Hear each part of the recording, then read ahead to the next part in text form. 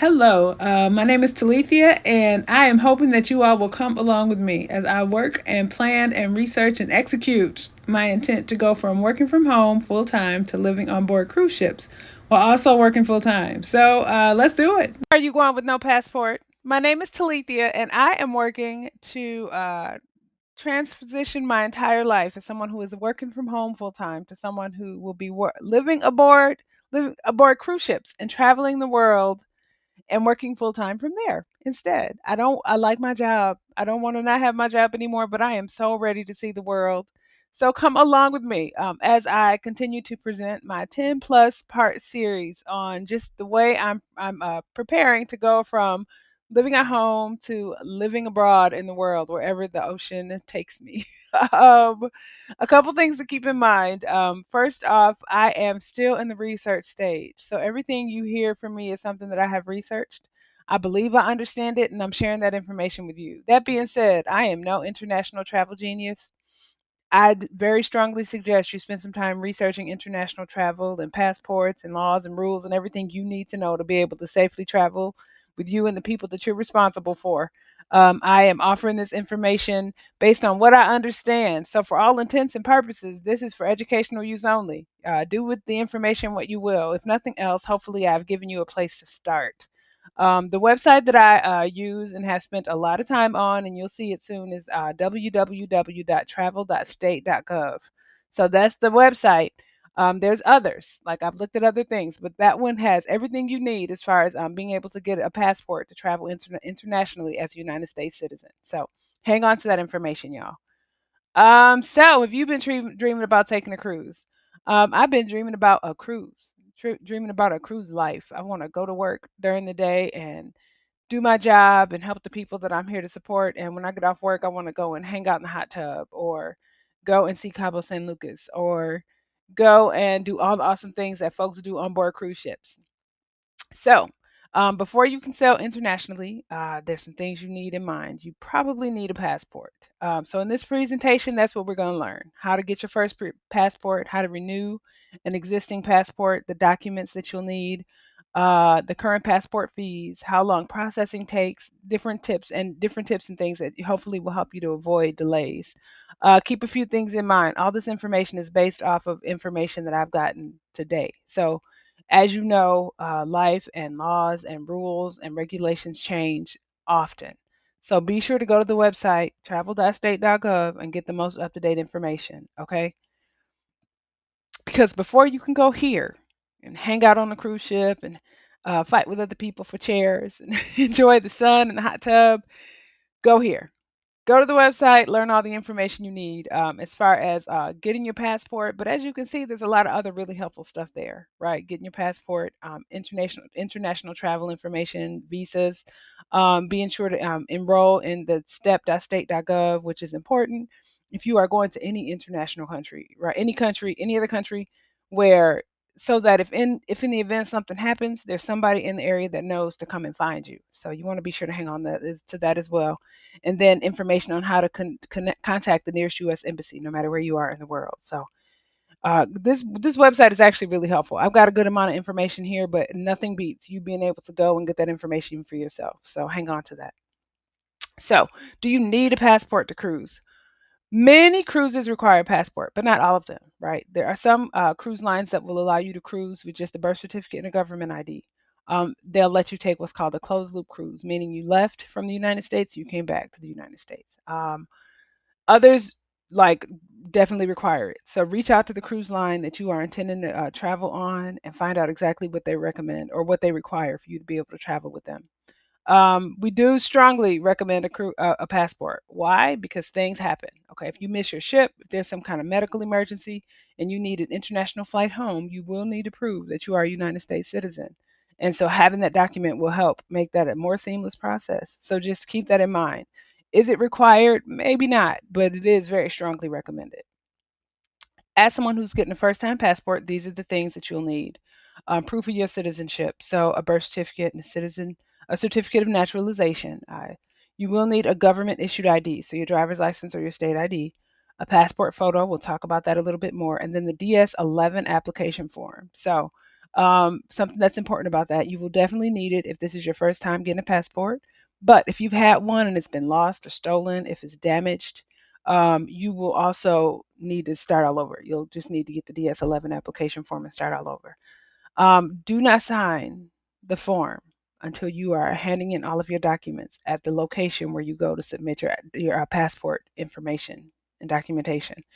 It's really important. I'll talk about it a little bit more, but the person that you are giving those documents to needs to witness your signature. So don't sign it until you get there. And I think it says so actually on the application as well. So how to apply? So you complete the DS11 form. You gather all the documents that you need. We'll talk about those. You get your passport photo, and then you go to a passport acceptance facility. So a post office, a clerk office, a library. Um, this here again, the website that we talked about, they will give you all the information that you need.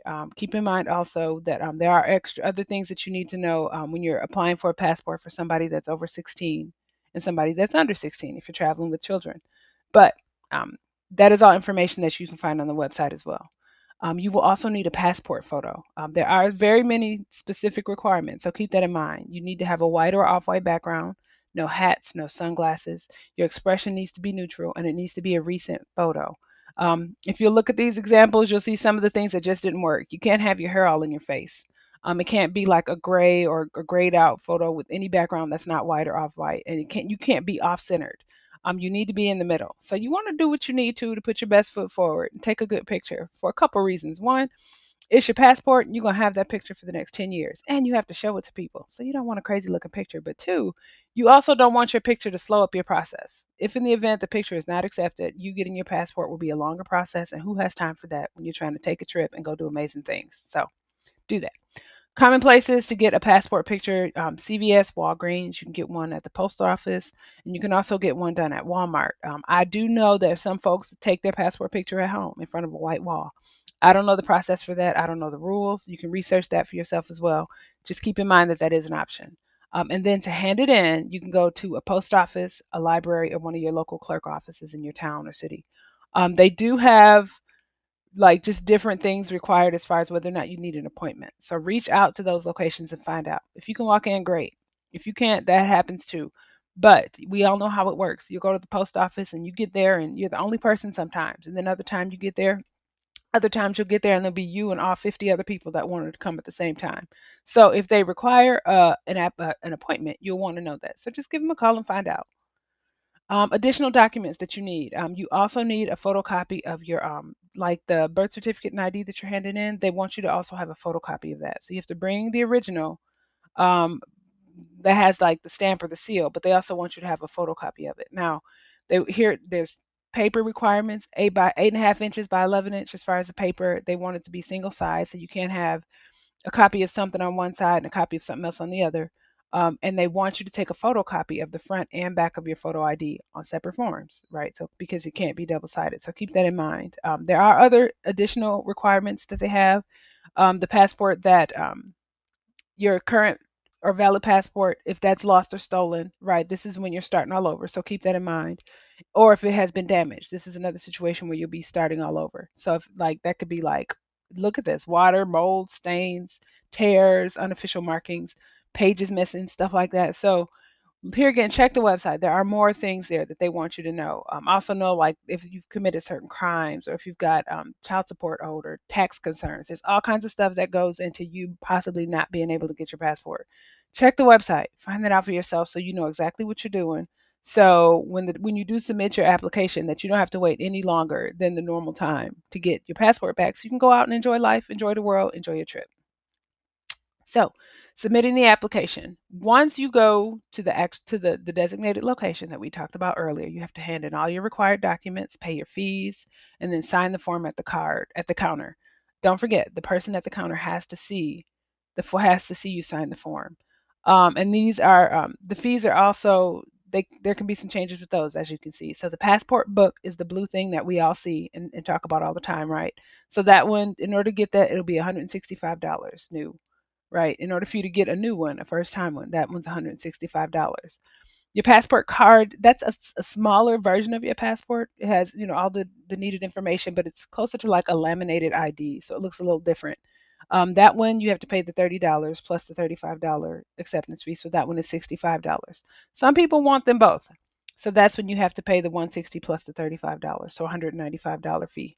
Something to keep in mind, you cannot have a passport book in lieu I'm sorry, you cannot use your passport card in lieu of your passport book. Some people when they're traveling, they like to leave their passport book like on the ship or in the hotel in the safe. So they'll go out and go on the excursions or take whatever adventures or get out and about with the passport card. You can do that. But if you need to get in and out of the country, things like that, you absolutely must have your passport book. So find out what is needed, I guess, on the different cruise lines that you were traveling on. If you want both, great. Just keep in mind that it's not like you can get the passport card and not get the passport book. You definitely need the passport book. So keep that in mind. How much does it cost? We just went over that. So the first time passport is $165. Now you can have it expedited. Okay.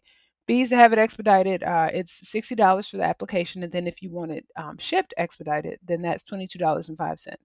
Now the key with having it shipped is if it's expedited that way, is you will get it 1 to 3 days after they have processed it. So after it's been mailed. That's something to keep in mind. It's not like the expedited shipping will have them get it to you any faster. That's not how that works. Once they're done, you'll get it faster in the mail.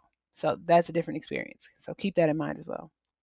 How long does it take? Well, uh, according to the website and other to the travel.state.gov website, it's approximately a 4 to 6 week process to just get it routine. If you want to expedite it, that can be 2 to 3 weeks. Now, here again, we went over the costs for the expedited service, but the main things to keep in mind here is one, I'm saying approximately. Things change. So, if you check the website today, this is the time frame they're giving us. If you check it any other time, past absolutely right now, today when I'm recording this, it could have changed. So be sure to check the website to know those details. They are, as we all know, very important.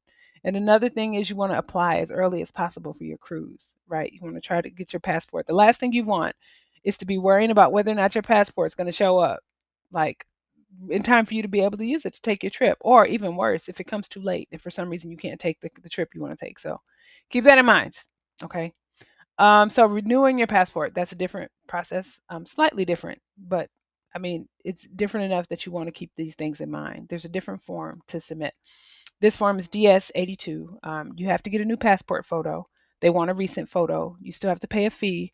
Now, it's still the $130, but you don't have to pay the facility acceptance fee if you do a renewal application. So keep that in mind. You can mail that application in or do it online. And then you still have to wait for processing. That won't, doing it online won't bypass that part of things. These are the renewal requirements. If you need to pause and look those over, do it. Mainly, your passport, you have it for 10 years. So if it's expired between 1 to 5 years, then you're good still. If it's any farther past the 5 year mark, then you have to start all over. You have to be over 25, and you can't be changing any personal information. So you can't be changing your name or your sex. And you have to also not be planning to do your international travel for at least 6 weeks from the date when you submit your application. Keep that in mind.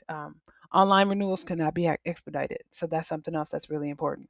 You have to be located in the United States or a territory at the time when you submit your application, and you don't after you have renewed it, you can't. It's not valid anymore, so they'll deactivate it. So you can't use your most recent passport after you renew it for international travel, and you have to have it with you. Right? It's not damaged. It hasn't been beat up, but it has to be with you when you submit your new application. Even if you go in person, they'll want to see the old one. The new application for the new passport, they'll want to see the old passport. So keep that in mind.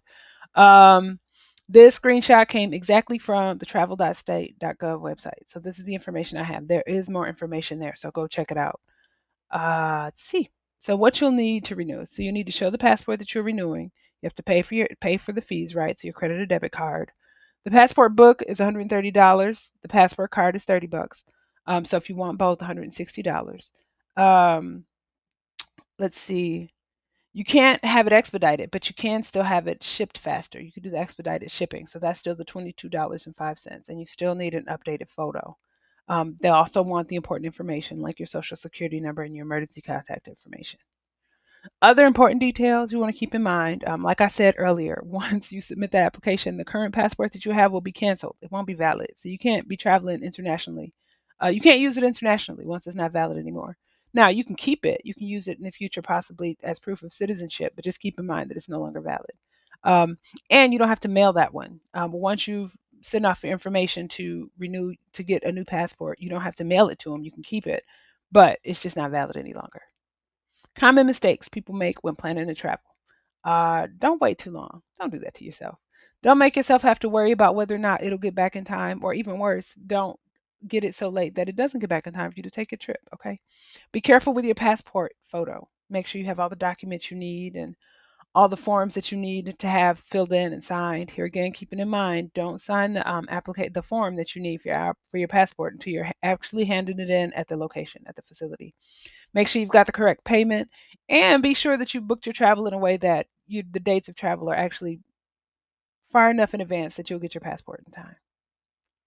So your cruise passport checklist. These are all the things that you want to have done before you sail. You want your passport to be valid. You want to have the passport in your hand, right? And you want to be sure it doesn't expire within 6 months. You want to be sure that your copies are all made. Some people like to have a copy of their passport on their phone, like the digital copy saved, just in case you lose it or if it gets stolen or something like that. And then you also want to have a copy of your cruise documents. You want those things with you in case you have questions or you get out and you're about and you forget the time or something crazy. Keep that in mind, and also be sure to update your emergency contact information. You do not want the people that are attempting to contact the folks that love you and let you know if something has happened to not have the information they need. So hang on to that information, y'all. So that's it. This is part one of my 10 plus part series as I work to transition from living at home to living on cruise ships. I'm really looking forward to it. I intend to take some cruises between now and then, but as I do this work and get prepared, I'm gonna take y'all along too. So, as if I learn anything else about passports or things like that, I'll be sure to get that information and share that with y'all. Cruise planning, budgeting, cruise living, and then just working remotely at sea. I'm looking very much forward to this, and I'm looking forward to taking y'all along with me. So if you have any questions or comments, be sure to leave them below. Be sure to like and follow, subscribe so you can get all the information as I post it. And let us know. Are you planning to come and live full time on cruise ships as well? Maybe we will see each other in passing. So thank y'all for sticking around. I hope you took good notes. Let me know if you have any questions, okay? Y'all take care and thanks for being here.